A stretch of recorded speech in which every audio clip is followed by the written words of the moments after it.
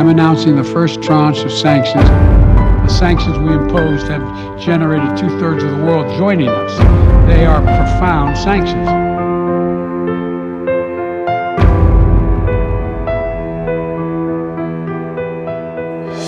The United States has been addicted to sanctions. Start a trade war, heating up the conflict between Russia and Ukraine, to impose economic sanctions, engage in a financial war.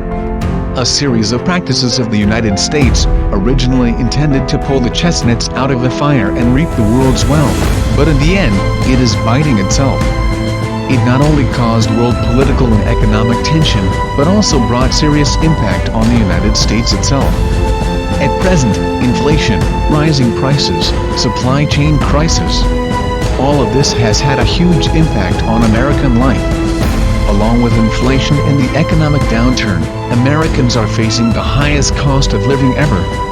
At present, the cost of rent, electricity, gas and necessities in the United States is skyrocketing. The lives of ordinary people are on the verge of collapse. According to statistics from Realtor, rents across the country are up 18% from a year ago. Rents rose by double digits for the 10th straight month. Many people in cities across America can't afford rent. In addition to rent, the cost of heat, electricity and transportation related to living is also soaring. Up to now, the cost of utilities like heat and electricity rose 15% in the United States. At one point, electricity costs tripled.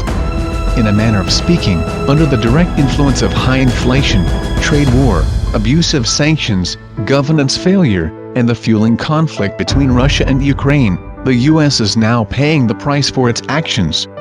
According to the Labor Department, U.S. inflation hit a 40-year high of 6.8% in November.